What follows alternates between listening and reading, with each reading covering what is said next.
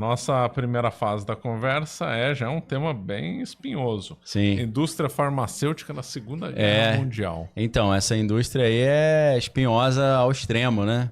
Muitas pessoas que se aventuraram nesses tópicos aí terminaram dessa para melhor, né? Então tem que ser tratado com muita parcimônia.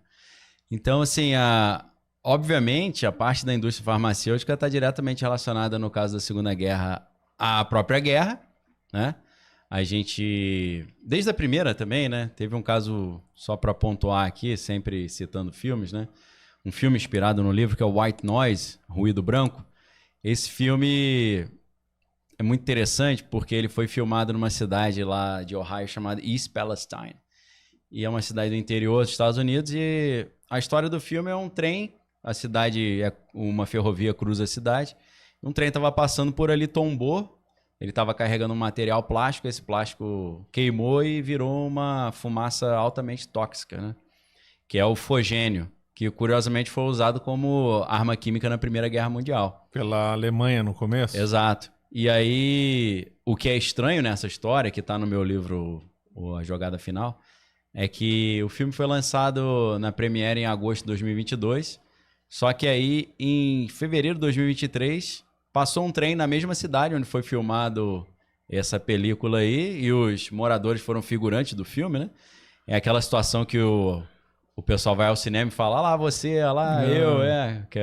Aquela comoção na cidade.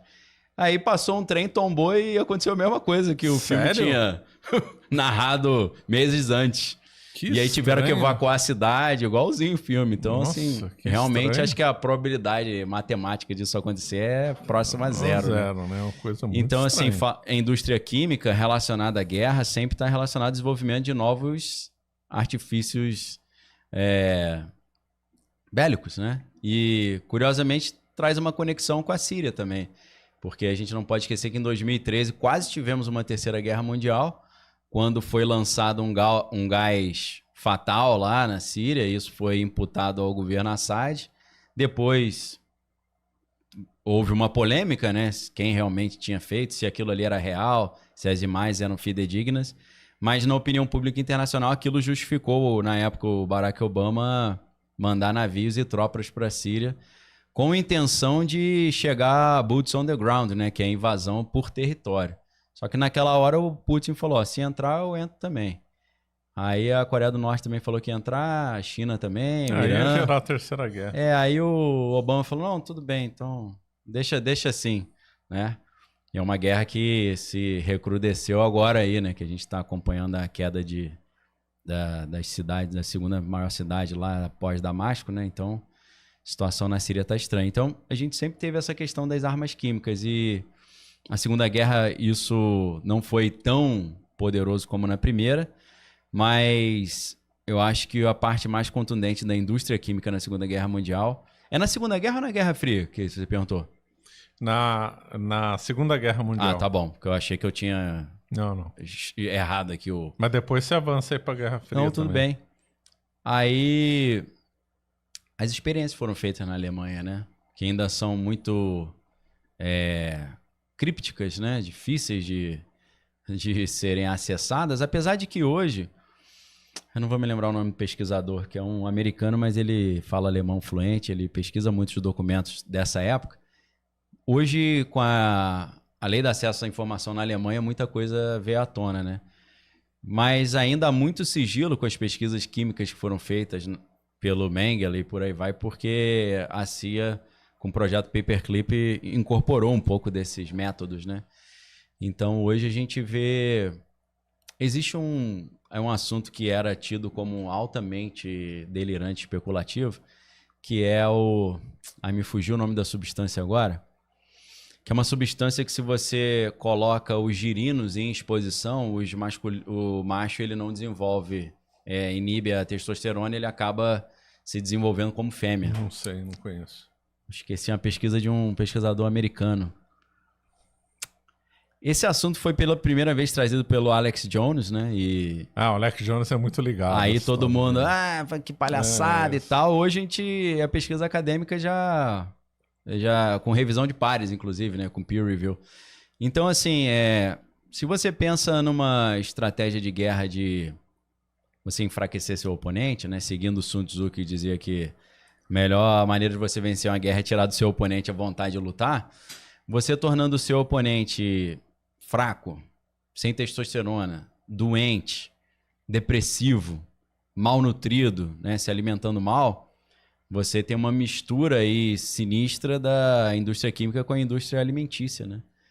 Então, na Segunda Guerra, eles começaram a criar aquilo que depois ganhou um apelido de Códex Alimentários, né? Que é você dominar pelo controle do alimento. Não pelo controle do alimento, até cortar o acesso ao alimento, mas você criar uma cultura alimentar que enche a barriga, mas não nutre. Certo. Né? Então, a indústria química também, dentro de um cenário bélico, tem trabalhado para isso. As pessoas acham que guerra é bomba, né? Mas guerra deixou de ser bomba há muito tempo, né? Hoje você tem o conceito de guerra híbrida, né? Que tem a ver mais com movimentos de levantes sociais, né? Como é o caso do livro Guerras Híbridas das Revoluções Coloridas aos Golpes, que é do Andrew Koríbico, que é um jornalista russo, né? Mas nesse livro ele explica que você fazer uma guerra direta contra um oponente é muito caro, né? E também sempre gera uma crítica da opinião pública internacional, até pela questão da soberania. Você está atropelando soberania e tal. E tem um direito internacional também. A gente está vendo o Tribunal Penal Internacional indo para cima aí de Israel, do Netanyahu, né? Então sempre tem esse problema quando você está diretamente engajado num conflito. Porque você tem, se você pensar na teoria do direito, né? Você tem autoria e materialidade ali, né? Então você sabe quem foi e quem punir. Exatamente. Agora, uma outra opção que eles faziam era a guerra por procuração, né? Que é o que os Estados Unidos, por exemplo, fez na época da Revolução Islâmica, né? Com o pessoal fala Khomeini, mas a pronúncia deles é Khomeini, né? Ayatollah Khomeini, né? Ruhollah Khomeini, né? Que é o primeiro nome dele. Então, o Ayatollah Khomeini, quando fez a Revolução final dos anos 70, em vez dos Estados Unidos tentarem resgatar o acesso ao petróleo, ao gás e ao mercado iraniano, que estava muito bem aberto para o Ocidente com Shah Reza Pahlavi, né? As mulheres no Irã usavam mini saia, né? Biquíni. Totalmente ocidentalizado total. De repente, com essa Revolução Islâmica, esse acesso fácil do Ocidente é cortado. E aí, em vez dos Estados Unidos se engajarem diretamente num conflito, eles patrocinaram um psicopata para fazer um serviço sujo através da estratégia de conflito por procuração, né? Patrocinaram o vizinho Saddam Hussein, que fez a guerra Irã-Iraque, né? Que terminou empatada. Só que aí o Saddam Hussein, utilizando o conhecimento, os equipamentos e o treinamento, ele começou a desobedecer as ordens americanas. Eles tiveram que tirá-lo do poder ali com a primeira investida com a Guerra do Golfo e depois com a invasão do Lembrando que o Brasil Iraque. ganhou muito dinheiro nessa Guerra do Golfo, com nessa guerra certeza. Iraque. Ganhou dinheiro. Vendeu muito armamento Mas pra lá. Armamento e infraestrutura também, muitas obras, né? Mas perdemos um engenheiro lá, né? Que os terroristas mataram, infelizmente. Acho que foi da Odebrecht, inclusive. Foi uma situação triste, lamentável, né? Tinha participação do Brasil também na infraestrutura, né? Nas construções, que é o que a BlackRock já assinou o contrato para fazer na Ucrânia, né? Para reconstruir a Ucrânia, né?